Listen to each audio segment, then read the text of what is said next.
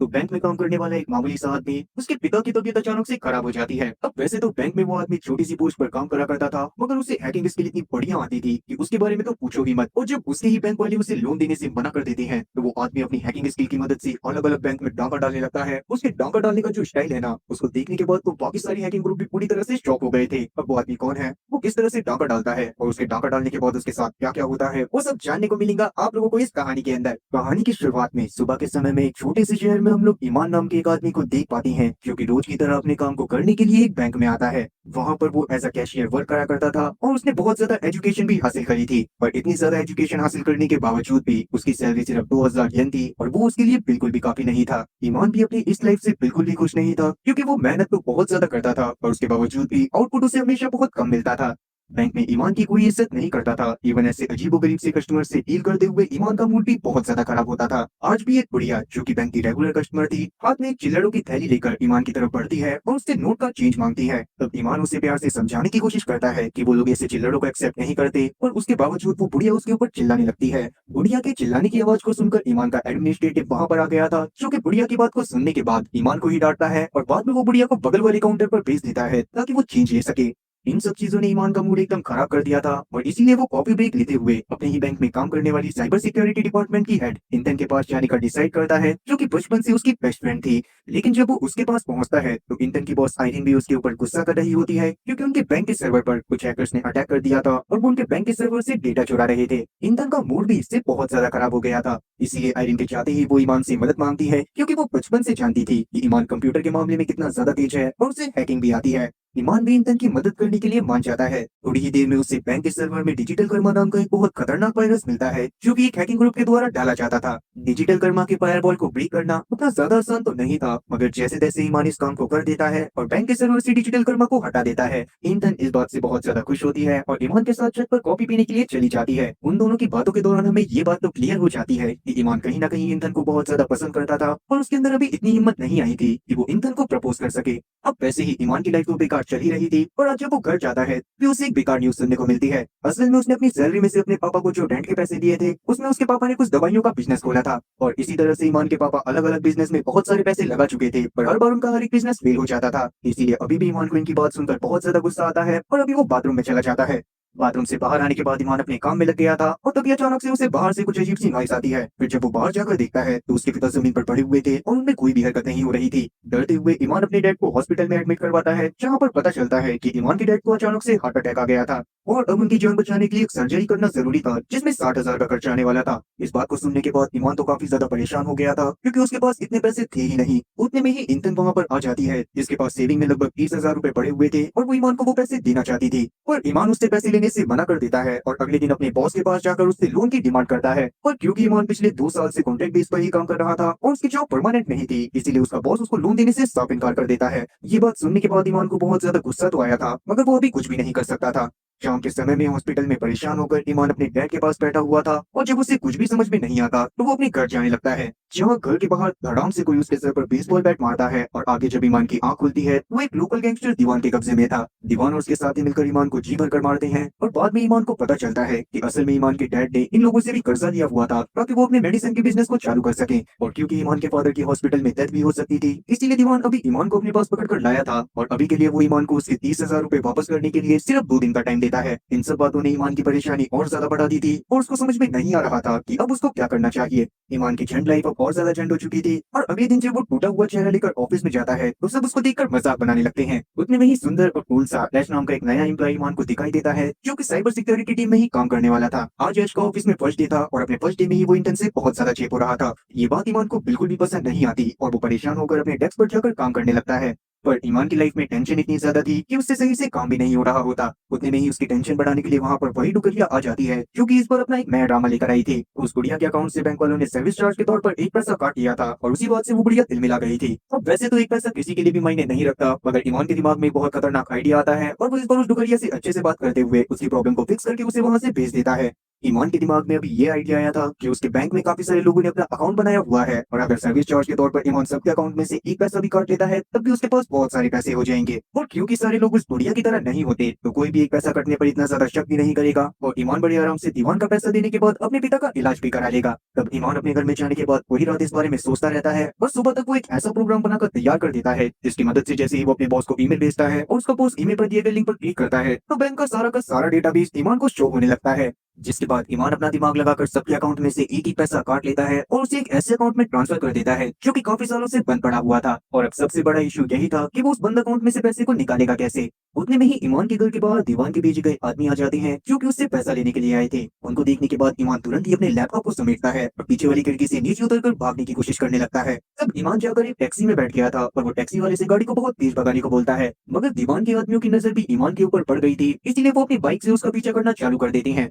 तब ईमान अपने लैपटॉप से उस बंदे के नाम की एक फेक आईडी बनाता है जिसके अकाउंट में उसने पैसे को ट्रांसफर करा था और बाद में वो बैंक वालों को मेल करके झूठ कहता है कि मैं अपने एक आदमी को बैंक से 95 विड्रॉ करने को भेज रहा हूँ। जिस आदमी के अकाउंट में ईमान ने पैसे डाले थे वो आदमी असल में एक बहुत बड़ा बिजनेसमैन था इसीलिए बैंक वालों को भी उस ईमेल के ऊपर शक नहीं होता। और बाद में जब ईमान अपने ही बैंक की दूसरी ब्रांच में जाकर उस आदमी का नाम बताता है तो उसे 95,000 का पैकेट दे दिया जाता है जिसमें से 30,000 को वो तुरंत ही दीवान के आदमियों को देकर अपनी जान बचाता है और बाकी के 60,000 ले जाकर वो अपने डैड की सर्जरी करवाता है। ईमान की लाइफ अब वापस से ट्रैक पर आ गई थी इसीलिए अगले दिन वो मजे में ऑफिस जाता है जहाँ पर अब तक आयरीन को 1 सेंट की चोरी के बारे में पता तो चल चुका था मगर वो पुलिस में इसके खिलाफ कंप्लेन नहीं कर सकते थे क्योंकि अगर ऐसा करा जाता तो इस बैंक की बहुत ज्यादा बदनामी होती और कस्टमर को बैंक के साथ ट्रस्ट इश्यूज होने लगते। और जिसने भी इस 1 सेंट की चोरी करी थी उसका सारा का सारा बोझ बिंदन के सर पर आ गया था क्योंकि आयरीन ने उसे ऑर्डर दिए थे कि वो उस आदमी के बारे में जल्दी से जल्दी पता करे। और रात में हम लोग ईमान के बॉस को देखते हैं जिन्हें अचानक से कुछ लोग किडनैप करके बहुत बुरी तरह से मारते हैं और बाद में उनकी एक वीडियो को वायरल कर दिया जाता है जिसमें उन्हें शूट कर जान से मार दिया गया था।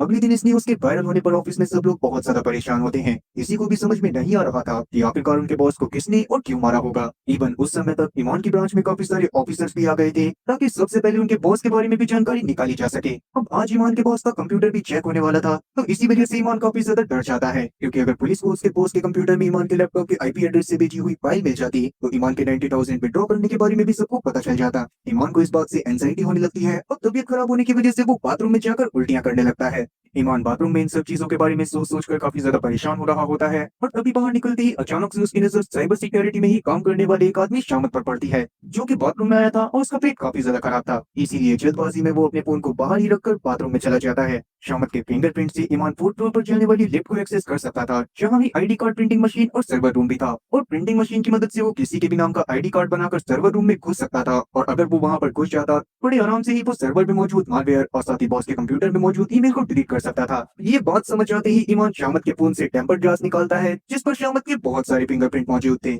अभी भी ईमान को अपने कपड़े बदलने की जरूरत तो थी ही इसीलिए वो क्लीनिंग रूम में जाकर सफाई कर्मचारी के कपड़े पहनता है और साफ सफाई करने के बहाने लिफ्ट में चढ़ जाता है। किस्मत से उस समय पर लिफ्ट में कोई और मौजूद नहीं था और शामत के फिंगरप्रिंट भी काम कर गए थे जिनकी मदद से ईमान 4th फ्लोर पर पहुंच जाता है और वहां जाते ही वो प्रिंटिंग रूम से ऐश के नाम का कार्ड प्रिंट करता है ताकि अगर आगे किसी को इन सब चीजों के बारे में पता भी चले तब भी ऐश ही फंसे। अब वैसे आप लोग इतने ज्यादा समझदार तो हो ही कि शायद मुझे ये बताने की जरूरत नहीं पड़ेगी कि ईमान सिर्फ ऐश को ही क्यों फंसाना चाहता था। और अगर आप लोग इस बारे में समझ गए हो तो आप लोग इस बारे में कमेंट सेक्शन में मुझे जरूर बताना वो भी किसी फनी कमेंट के साथ। अभी के लिए ईमान ऐश के नाम से सर्वर रूम में एंट्री लेकर अपने काम में लग जाता है और नीचे हम लोग बाकी ऑफिसर्स को देखते हैं जिन्हें ऐश के सर्वर रूम में जाने के बारे में पता चल गया था पर ऐश तो उनके सामने ही मौजूद था इसीलिए वो लोग भी तुरंत ही सर्वर रूम की तरफ जाने लगते हैं। पर उन लोगों के वहां से जाने से पहले ही ईमान अपने काम को सही से कर लेता है। साथ ही उसने सीसीटीवी फुटेज को पूरी तरह से डिलीट कर दिया था और सिक्योरिटी सिस्टम को अपडेट पर डाल दिया था जिससे अब उसके पास वहां से निकलने के लिए 15 मिनट थे क्योंकि 15 मिनट बाद सारे कैमरास फिर से चालू हो जाते। अब उसी 15 मिनट में वो जल्दी से कपड़े चेंज कर सीसीटीवी कैमरा के रिबूट होने से पहले वॉशरूम में चला जाता है जहाँ से बाहर आते समय वो ऐसा दिखाता है जैसे कि उसका पेट खराब था। और क्योंकि अब तक सारी सीसीटीवी कैमरा वापस से चालू हो गए थे इसीलिए ईमान के ऊपर किसी को भी शक नहीं होता और अगर कोई उसकी सीसीटीवी फुटेज को देखता भी तो उस इंसान को ऐसा ही लगता जैसे कि ईमान काफी समय से बाथरूम में था। अभी के लिए वहाँ पर आए सभी ऑफिसर्स का दिमाग भी एकदम खराब हो गया था और उनको समझ में नहीं आ रहा था कि ये काम किसने और कैसे करा होगा। इसीलिए वो इंटन से बैंक में मौजूद किसी ऐसे बंदे के बारे में पूछते हैं जिसको हैकिंग आती हो। तब इंटन के दिमाग में एकदम से ईमान का ख्याल तो आता है और वो इस बारे में किसी क्योंकि ईमान को हैकिंग आती है, इस बारे में अब तक ईमान ने सिर्फ इंतन को ही बताया था और इंतन के अलावा कोई भी इस बारे में कुछ भी नहीं जानता था। और इस वाक्य के बाद इंतन को भी ईमान के ऊपर थोड़ा बहुत शक होना तो चालू हो गया था। इस बारे में वो अकेले में ईमान से बात करती है, मगर वहाँ पर ईमान उसे ये यकीन दिलाने में कामयाब हो जाता है कि इन सब में उसका कोई भी हाथ नहीं है और उसके फादर का भी जो हॉस्पिटल बिल था वो भी रिलेटिव्स ने भरा था। जिससे फिलहाल के लिए तो इंतन को ईमान के ऊपर शक होना बिल्कुल बंद हो गया था। अब शाम के समय में जब ईमान ऑफिस से निकलकर हॉस्पिटल में जाता है तो वहाँ पर उससे पता चलता है कि उसके पिता का तो जल्दी ही डिस्चार्ज होने वाला था। पर घर जाने के बाद भी उनकी दवाइयों में जो खर्चा आना था वो 15,000 था। ये बात सुनने के बाद ईमान काफी ज्यादा परेशान होता है, क्योंकि अब तक उसके कमाए गए पैसे खर्च हो चुके थे और उसके पास एक चवन्नी भी नहीं बचा था। और अभी के लिए तो वो अपने बैंक से वापस से चोरी नहीं कर सकता था, क्योंकि पहला उसने तो मालवेयर फाइल को डिलीट कर दिया था और अगर मालवेयर फाइल वहां पर होती भी तब भी वो ऐसा नहीं कर पाता, क्योंकि पुलिस वालों की नजर पहले से ही उसके बैंक के ऊपर पड़ गई थी। वेल, अभी के लिए ईमान अपने बैंक के एटीएम से 5,000 रुपए निकालने के लिए जाता है और तभी वहां पर उसकी नजर बाकी बैंक के एटीएम पर भी पड़ती है, जिनको देखने के बाद ईमान काफी ज्यादा खुश हो गया था, क्योंकि अब वो सिर्फ अपने बैंक में नहीं बल्कि बाकी बैंक के अलग अलग ब्रांच में अलग अलग सर्वर पर अपना वायरस भेजकर बहुत सारे पैसे कमाने वाला था। और इसके लिए ईमान जो नाम यूज करता है वो था डिजिटल कर्मा, ताकि अगर कोई बैंक वाली कंप्लेन करे भी तब भी सारा इल्जाम डिजिटल कर्मा ग्रुप पर लगे, जिसके बारे में तो वैसे भी किसी को कुछ भी नहीं पता था। ईमान वैसे तो ये सब करने में काफी ज्यादा डर रहा था, मगर अपने पिता की जान बचाने के लिए उसके पास कोई और रास्ता नहीं होता। वो सुबह से लेकर शाम तक अकेले में अपने लैपटॉप में लगा रहता है और इसी तरह 2 हफ्ते बीत जाते हैं। इन 2 हफ्तों के दौरान ईमान ने काफी सारे बैंक को लूटा था और अब तक उसने अपने अकाउंट में लगभग 8 लाख रुपए जमा कर लिए थे, जिससे ईमान को एक अलग ही लेवल की खुशी मिलती है, क्योंकि उसका पूरा बचपन गरीबी में ही बीता था। अब वहीं हम लोग इंतन को देखते हैं, जो कि अभी भी सर्वर रूम में लगी हुई थी ताकि वो चोर के बारे में पता लगा सके। तब ऐश भी इंतन की मदद करने की कोशिश करता है, पर काफी समय बीत जाने के बावजूद भी इंतन को अब तक उस चोर के बारे में कुछ भी सुराग नहीं मिला होता, जिस बात से इंतन के बॉस साहिदीन को इंतन के ऊपर काफी ज्यादा गुस्सा आ गया था और वो गुस्से में ऐश जो कि अभी आया था उसे इंतन की जगह पर भेजकर इंतन को ऐश की जगह पर इंटर्न बना देती है, जिससे इंटर्न को काफी ज्यादा बुरा लगा था। पर अभी के लिए वो आयरिन के खिलाफ कुछ भी नहीं कर सकती थी, इसीलिए वो चुपचाप शाम तक अपने काम में लगी रहती है। फिर शाम के समय में इंटर्न के पास शामत आता है, जिसने डिलीट करी गई कुछ सीसीटीवी फाइल को जैसे तैसे रिकवर कर लिया था। उसने अभी खुद तो उन सीसीटीवी फाइल्स को नहीं देखा था, पर अभी के लिए वो हार्ड ड्राइव को इंटर्न के पास ही छोड़कर वहां से चला जाता है। अब शामत के वहां से जाने के बाद जब इंटर्न उन फुटेज को देखती है तो उनमें से एक फुटेज में ईमान को पहले ही बाथरूम से बाहर आते हुए देखा जा सकता था, जिसको देखने के बाद तो इंटर्न के एकदम होश उड़ गए थे। वहीं हम लोग ईमान को देखते हैं, जिसने अपने पास मौजूद पैसे से अब तक एक शानदार स्पोर्ट्स कार खरीद ली थी, जिसको लेकर वो एक बढ़िया सा बंगला भी खरीद लेता है। और बाद में जब वो अपने डैड को उस घर में लेकर जाता है तो उस समय तक ईमान की चाल ढाल एकदम बदल गई थी। उसके पापा को ये सब देखकर काफी ज्यादा अजीब तो लग रहा था, इवन उन्हें समझ में भी नहीं आ रहा था कि ईमान के पास इतना पैसा कहाँ से आया, पर अभी वो इन सब चीजों को इग्नोर करते हैं। वो अभी बहुत ज्यादा खुश थे। फिर रात के समय में जब वो अच्छा अच्छा खाना खा रहे होते हैं, उतने में ही दीवान और उसके आदमी घर में आ जाते हैं और उन्हें परेशान करते हुए जानने की कोशिश करते हैं कि उनके पास इतना सारा पैसा कहाँ से आया। तब ईमान शुरू में तो उनसे कुछ भी नहीं कहता और ईमान के फादर को तो यही लग रहा था कि अभी तक उन्होंने दीवान के पैसे वापस नहीं करे हैं, इसीलिए वो वहाँ पर आया है। तो वो उससे बोलते हैं कि वो जल्दी ही उसके पैसे वापस लौटा देंगे, जिस पर दीवान बस हंसता है और ईमान के मुंह को पकड़ते हुए उससे इतना जल्दी अमीर होने के बारे में पूछने लगता है। दूसरी तरफ बैंक में इंटर्न ने ईमान को फुटेज में देखने के बाद उन फुटेज को शामत की हार्ड ड्राइव से डिलीट कर दिया था और उन फुटेज को पहले ही अपने फोन में ट्रांसफर कर दिया था। फिर थोड़ी देर बाद अचानक से ऐश वहां पर आ जाता है, जिससे ये बात पता चल गई थी कि इंटर्न ने उस हार्ड ड्राइव में से कुछ फुटेजेस को डिलीट करा है। वो इंटर्न से इस बारे में पूछने की कोशिश तो करता है, मगर इंटर्न उसे इस बारे में कुछ भी नहीं बताती। और ये बात सच में काफी ज्यादा अजीब थी कि इंटर्न की फुटेज डिलीट करने के बारे में ऐश को कैसे पता चला। पर इंटर्न पहले अपनी तरफ से खुद ये पता करना चाहती थी कि क्या सच में ईमान ने ये सारी चीजें करी हैं या फिर उसे फंसाया जा रहा है। दूसरी तरफ हम लोग ईमान को देखते हैं, क्योंकि दीवान और उसके साथियों के आ जाने से काफी ज्यादा परेशान हो रहा था। पर दीवान और उसके साथी तो ईमान के मंगवाए हुए महंगे महंगे खाने का मजा ले रहे थे। पहले तो ईमान दीवान से झूठ बोलने की कोशिश करता है कि उसने इतने सारे पैसे कैसे कमाए, पर दीवान जितना भूतिया लगता था उतना भूतिया था नहीं। उसे ईमान के झूठ के बारे में सब कुछ समझ में आ जाता है और वो गुस्से में ईमान के फादर को टॉर्चर करने के लिए हथौड़ा निकाल लेता है। और तब ना चाहते हुए भी ईमान को दीवान को सब कुछ बताना पड़ता है। वहीं हम लोग ऐश को देखते हैं, जो कि अभी भी लगातार ऑफिस में अपनी एक नई टीम बनाकर उस इंसान के बारे में पता करने की कोशिश करे जा रहा था जिसने पैसों को चुराया था। तब इंतन भी आकर उसकी टीम को ज्वाइन कर लेती है और वो बाकी की सीसीटीवी फुटेज को रिकवर करने में ऐश की मदद करना चाहती थी, मगर अभी तक इंतन ने किसी को ईमान के बारे में नहीं बताया था और ना ही वो तब तक किसी को इस बारे में बताने वाली थी, जब तक कि उसे इस बात की कंफर्मेशन खुद नहीं मिल जाती कि ईमान ने ही ये सब करा है या फिर नहीं।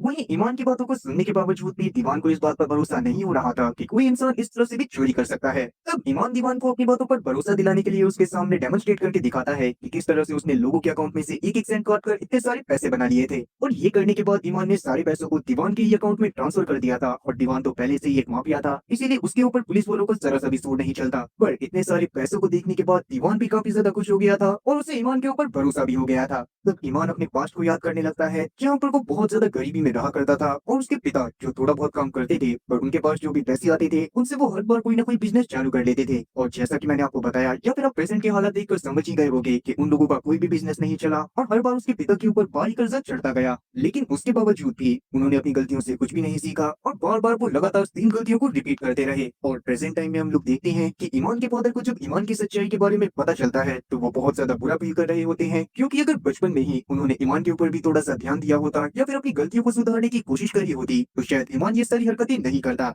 अब वैसे अभी के लिए ईमान के डैड ईमान से सही से बात नहीं कर रहे होते पर ईमान भी उन्हें कुछ भी समझाने के मूड में नहीं था। वो बस कहीं ना कहीं इसी तरह से गरीबी में जीवन काट कर बोर हो गया था और अब वो अमीरों की तरह रहना चाहता था। तब ईमान के फादर भी शांत हो जाते हैं क्योंकि वो खुद भी जानते थे कि सच में उन्होंने ईमान के बचपन में बहुत ज्यादा गलतियां करी थी और वो हमेशा अपनी वाइफ से भी लड़ते रहते थे, जिसका ही बुरा असर ईमान के बचपन पर भी पड़ा था। और ईमान की माँ एक दिन गुस्से में ईमान के फादर की हरकतों और गरीबी की वजह से उन्हें छोड़कर चली गई थी। और उस समय से लेकर अब तक सिर्फ ईमान ही ऐसा था जो कि अपनी माँ को बहुत ज्यादा मिस करता था और उसकी माँ ने अपनी तरफ से उन लोगों से कोई भी कांटेक्ट नहीं रखा था। खैर अभी के लिए दीवान और उसके साथी उनके फैमिली ड्रामा पर बिल्कुल भी ध्यान नहीं दे रहे थे और वो ईमान और उसके फादर को एज अ नौकर ट्रीट करते हुए मजे ले रहे थे, जिससे ईमान को काफी ज्यादा गुस्सा आ गया था। और अब वो बस मौके की तलाश में था कि जैसे ही दीवान और उसका एक साथी ऊपर वाले रूम में जाएंगे तो ईमान दूसरे वाले साथी की गन को छीनकर अपने डैड को वहां से लेकर भाग जाएगा। और अब बिल्कुल ऐसा ही होता है, जैसे ही दीवान और उसका एक साथी ऊपर वाले रूम में जाता है तो ईमान दीवान के दूसरे वाले साथी की गन को उठाकर दीवान के दूसरे साथी के ऊपर तान देता है। और दीवान का दूसरा साथी जानता था कि ईमान कितना सीधा साधा बंदा है और जाहिर सी बात थी कि एक सीधे साधे बंदे को गन चलानी तो बिल्कुल भी नहीं आती होगी।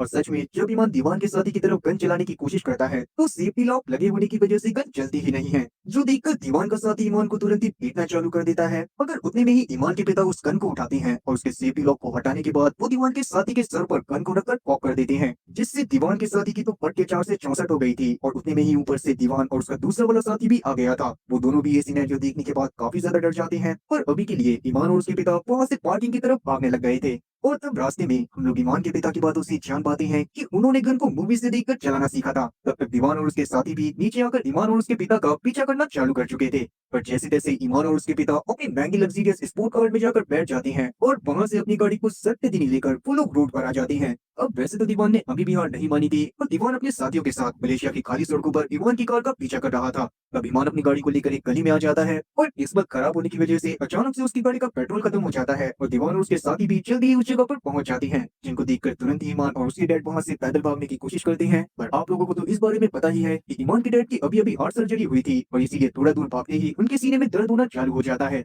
तभी पीछे से दीवान और उसके साथी भी गोलियां बरसाना चालू कर चुके थे, जो लकीली ईमान या फिर उसके डैड में से किसी को तो नहीं लगती, पर ईमान को भी वहां से अकेले ही भागना पड़ता है और दीवान और उसके साथी मिलकर ईमान के डैड को बंदी बना लेते हैं। जिसके साथ ही अब सीन वहां पर से इंतन पर आता है, जो कि रात में भी सीसीटीवी फुटेज को रिकवर करने में लगी हुई थी, जिनमें से जैसे तैसे वो कुछ को और रिकवर तो कर लेती है और उन फुटेजेस में ईमान के चेहरे को साफ साफ देखा जा सकता था। और इस बात का मतलब साफ था कि ईमान ने जैसे पहले दिखाया था कि वो जितना भी कांड हुआ उस दौरान बाथरूम में था, तो ऐसा कुछ भी नहीं था। अब ये फुटेजेस देखने के बाद इंतन का वैसे तो दिमाग खराब हो गया था, पर अभी भी उसे डाउट था कि बेशक से ईमान सर्वर रूम में गया होगा और उसने पैसे तो नहीं चुराए होंगे। जिसके साथ ही अब सीन वहां पर से पास में जाता है और हम लोग देखते हैं कि एक समय पर ईमान टेलीफोन बूथ के पास अपनी माँ को लगातार कॉल करने की कोशिश कर रहा था और कॉल मशीन में उसका सिक्का अटक जाता है। उस समय पर छोटी इंतन भी उस जगह से गुजर रही थी और ईमान की इस फ्रस्ट्रेशन को देखते हुए वो ईमान के पास जाकर उसे अपना एक कार्ड देती है और उससे बोलती है कि आगे से उसे कॉल करने के लिए एक भी पैसा देने की जरूरत नहीं है। अब उस समय पर कार्ड की मदद से ईमान अपनी माँ को फोन करने की कोशिश करता तो है, पर उसकी माँ तो वैसे ही उन लोगों से सारे रिश्ते नाते खत्म कर चुकी थी और वो ईमान का फोन तो बिल्कुल नहीं उठाने वाली थी।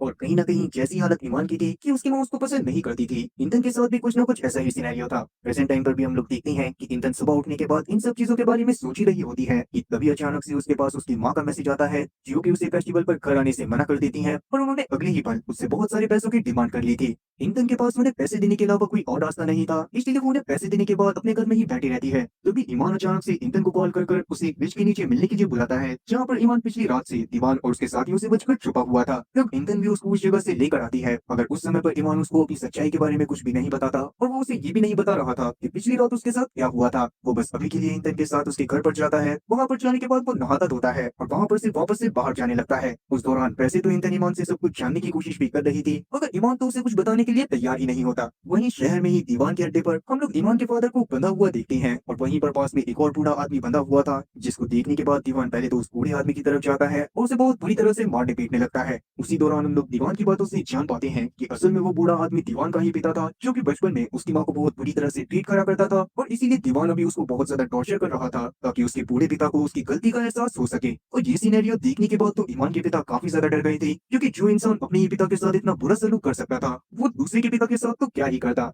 अब ईमान के पिता को देखते ही ईमान हथौड़ी की मदद से उसे भी आकर टॉर्चर करना चालू कर देता है और उसकी एक वीडियो बनाकर ईमान को भेजता है। ईमान उस वीडियो को देखने के बाद काफी ज्यादा डर गया था और बस वो यही चाहता था कि वो जल्दी से जल्दी अपने पिता को दीवान की कैद से छुड़वा ले। इसीलिए वो इंतन को बिना कुछ भी बताए उसके घर से चुपचाप चला जाता है और उसी दौरान हम लोग इंतन को देखते हैं जिसके पास ऐश का कॉल आता है, जिसने बहुत सारी फुटेजेस को रिकवर कर लिया था। ये बात सुनने के बाद इंतन तुरंत ही वहां पर से ऐश के पास चली गई थी। उस समय पर ऐश एरिन के सामने झूठ बोल देता है कि डेटा में से सारी की सारी सीसीटीवी फुटेज पूरी तरह से डिलीट हो गई है और उनको रिस्टोर नहीं करा जा सकता। पर ऐश ने तो इंतन को पहले ही इस बारे में बता दिया था कि उसने फुटेजेस को रिकवर कर लिया है। बाहर जाने पर हम लोग ऐश की बातों से जान पाते हैं कि असल में वो समझ गया था कि इंतन किसी वजह से उन फुटेजेस को आयरन के सामने नहीं आने देना चाहती और इसीलिए ऐश ने भी आयरन से झूठ बोला था। और अभी के लिए वो इंतन से सारी सच्चाई वर्ड टू वर्ड सुनना चाहता था, वो तब इंतन भी उसको सारी सच्चाई बता देती है। वहीं ईमान को ये सारी चीजें समझ में आ गई थी कि वो अकेले तो इस प्रॉब्लम से डील नहीं कर सकता, इसीलिए अभी के लिए वो टैक्सी ड्राइवर को कांटेक्ट करता है जिसने उसे पहली बार उस बैंक के सामने छोड़ा था और उस समय पर ईमान ने दीवान के साथियों से अपना पीछा छुड़वाया था। असल में वो टैक्सी ड्राइवर उस एरिया के कुछ लोकल गुंडों को जानता था और ईमान चाहता था कि वो टैक्सी ड्राइवर ईमान की उन गुंडों के साथ मदद करे ताकि ईमान दीवान के कब्जे से अपने पिता को छुड़वा पाए। अब जब तक उस टैक्सी ड्राइवर को दीवान के नाम के बारे में नहीं पता था, तब तक तो वो ईमान की मदद करने के लिए पूरी तरह से तैयार था, मगर जैसे ही उसे दीवान के नाम के बारे में पता चलता है तो वो ईमान को पीटते हुए उसकी मदद करने से साफ इनकार कर देता है। और ईमान ने भी अपना मन बना लिया था कि वो इस आदमी से तो मदद लेकर ही रहेगा, इसीलिए अभी के लिए वो उस टैक्सी ड्राइवर का पीछा करना चालू कर देता है और उसी आदमी के सामने चला जाता है।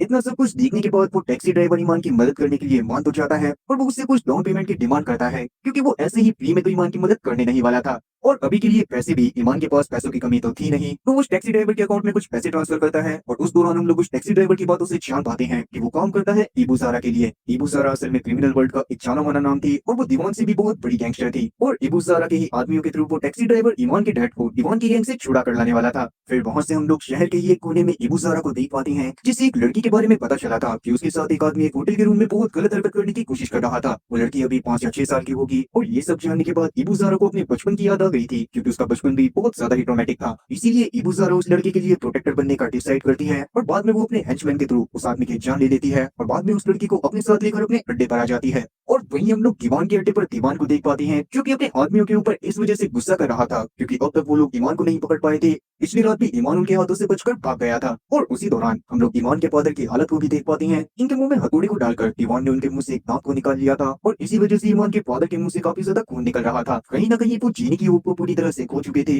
और अचानक से ही उनके कानों में ईमान के बचपन की वॉइस आती है, जो कि उन्हें जीने की थोड़ी सी उम्मीद देती है और उन्हें लगने लगता है कि ईमान जल्दी ही आकर उन्हें वहां से बचा लेगा। ईमान खुद भी इस काम में लगा तो हुआ था और उस टैक्सी ड्राइवर ने उसे इबू ज़ारा से भी मिलवा दिया था। ईमान वहां पर इबू ज़ारा को ऑफर करता है कि इबू ज़ारा उससे जितने पैसे मांगेगी वो उसे उतने पैसे देगा, बस बदले में वो दीवान की कैद से उसके फादर को फ्री करवा दे। पहले तो इबू ज़ारा को इस बात पर भरोसा नहीं हो रहा होता कि ईमान उसे कितना भी पैसा दे सकता है, पर उस दौरान ईमान अपने लैपटॉप की मदद से इबू ज़ारा के अकाउंट में काफी सारे पैसे ट्रांसफर करके दिखाता है, पर उसके बावजूद भी इबू ज़ारा उसे मना कर देती है कि वो दीवान से पंगा नहीं लेना चाहती। इस बात ने तो ईमान का पूरी तरह से मन ही तोड़ दिया था। थोड़ी देर बाद वो वापस से उसी टैक्सी ड्राइवर के पास जाता है और उसे उस बार वो पहले से भी ज्यादा अमाउंट देने का वादा करता है, जिसके बदले में बस वो उससे यही मांग रहा था कि कम से कम वो तो उसके साथ चलकर दीवान की कैद से उसके फादर को फ्री करवाए। शुरुआत में तो उस टैक्सी ड्राइवर ने भी इस काम को करने से मना कर दिया था, मगर फाइनली वो इस चीज के लिए एग्री कर जाता है और रात के समय में ईमान और वो टैक्सी ड्राइवर अपने हाथों में बंदूक लेकर दीवान के अड्डे पर पहुंच जाते हैं। उस समय पर दीवान का अड्डा पूरी तरह से खाली था और इसी बात को मौका मानते हुए वो दोनों के दोनों फटाक से उसकी बिल्डिंग के अंदर घुसते हैं और जल्दी ही ईमान के फादर के पास पहुंच जाते हैं। मगर वो लोग वहां से निकल पाते हैं उससे पहले ही दीवान के आदमी उस जगह पर पहुंचकर ईमान और टैक्सी ड्राइवर दोनों को ही गन पॉइंट पर ले लेते हैं।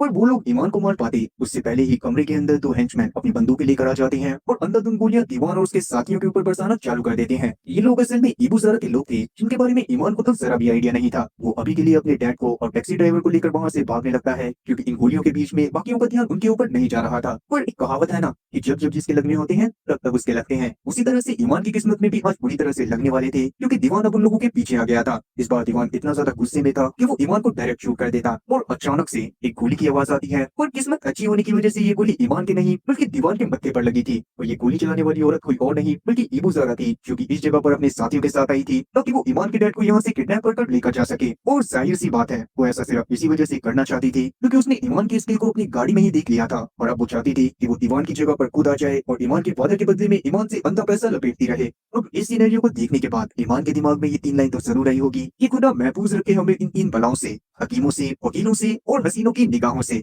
मानता हूँ शायरी में दम नहीं है पर कमेंट में वाह वाह जरूर लिख देना। यार अभी के लिए ईमान के साथ तो आसमान से गिरकर खजूर पर लटकने वाला सिनेरियो हो गया था। इसी के चलते उसका नर्वस ब्रेकडाउन हो जाता है और वो बहुत जोर जोर से रोते हुए उल्टियां करने लगता है। और टैक्सी ड्राइवर भी इस बात को समझ रहा था कि ईमान असल में जितना बुरा और टफ शुरुआत में दिखाई दे रहा था वो इतना ज्यादा टफ गाय नहीं है, इसीलिए वो ईमान को जाकर संभालता है और जैसे तैसे वो अभी के लिए ईमान और उसके फादर को वहां से लेकर निकल जाता है। मगर इबू सारा और उसके लोग इतनी आसानी से उन लोगों का पीछा तो नहीं छोड़ने वाले थे। उन लोगों की परमिशन की मदद से ही वो लोग वहां से गए थे और आगे चलकर इबू सारा लगातार ईमान के ऊपर नजर रखने वाली थी ताकि वो ईमान से लगातार पैसे लपेटती रहे। जिसके साथ ही अक्सीम वहां पर से एक बार पास्ट में जाता है और हम लोग देख पाते हैं कि ईमान बचपन से ही कंप्यूटर लैंग्वेजेस में काफी ज्यादा एक्सपर्ट था और इंटन इस बात के लिए बहुत ज्यादा प्राउड करा करती थी। और प्रेजेंट के टाइम पर ईमान का इतना ज्यादा टेक्निकली एडवांस होना इंटन के लिए एक बुरे सपने की तरह साबित हुआ था क्योंकि ईमान की कुछ छोटी सी गड़बड़ों की वजह से ही इंटन को एक तो उसकी पोस्ट से हटा दिया गया था और साथ ही उसे ऐश के साथ इतनी मेहनत करनी पड़ रही थी जितनी उसने आज तक नहीं करी थी। वेल अभी के लिए जब इंटन की आंख खुलती है तो वो ऐश की अपार्टमेंट में थी जहाँ पर ऐश उसके लिए ब्रेकफास्ट बना रहा था। पिछली रात इंटन असल में ऐश के घर पर उन सीसीटीवी फुटेजेस को देखने के लिए आई थी और रात में इतनी सारी फुटेजेस को देखने के बाद इंटन थक कर वहीं पर सो गई थी। अभी उठकर जब वो ऐश से बात करती है तो उस दौरान अचानक से उन दोनों की नजर टीवी पर चल रही न्यूज पर पड़ती है जिसमें दीवान के अड्डे पर शूट आउट के बारे में बताया जा रहा था। ये बात सच में बहुत ज्यादा शॉकिंग थी क्योंकि दीवान से सब लोग बहुत ज्यादा डरा करते थे। इस न्यूज को देखने के बाद इंटन और ऐश जितना ज्यादा शॉक हुए थे ईमान की असल में दूसरी तरफ उतनी ही ज्यादा फटी पड़ी थी क्योंकि वो जानता था कि उसकी वजह से एक बहुत बड़ा पंगा हो गया था और अगर वो यहाँ पर से अपने पैर पीछे हटाने की कोशिश भी करता है तो भी वो इतना बुरा फंसेगा कि उसकी 7 पुश्तों की वाट लग जाएगी। और ये सब तो सच में बस एक शुरुआत थी क्योंकि ईमान की गेट पर अब अचानक से इबू ज़ारा का एक हेंचमैन आ गया था और उस हेंचमैन को असल में इबू ज़ारा ने ही भेजा था क्योंकि वो ईमान को अपने पास बुलाना चाहती थी। तब ईमान को समझ में नहीं आता कि अभी के लिए उसको क्या करना चाहिए। आप लोगों को भी इस बारे में इस सीरीज के अगले पार्ट में पता चलेगा क्योंकि ये सीरीज सच में काफी ज्यादा बड़ी है तो मैं सोच रहा हूँ कि इसको 2 पार्ट में कवर करूँ। तो उसकी वीडियो वैसे तो मैं जल्दी ही बनाकर अपलोड कर दूंगा और उसके लिए भी एक छोटी सी रिक्वेस्ट है कि आप लोग कमेंट सेक्शन में जरूर बताना कि आप लोग सच में उस वीडियो को देखना भी चाहते हो या फिर नहीं। और साथ ही कमेंट सेक्शन में मुझे ये बात भी बताना कि अगर आप लोगों के पास इतनी खतरनाक हैकिंग स्किल्स होती तो आप लोग सबसे पहले कौन से बैंक को लूटना पसंद करते। तो मिलते हैं इस वीडियो के अगले पार्ट में जिसमें आपको ईमान के बारे में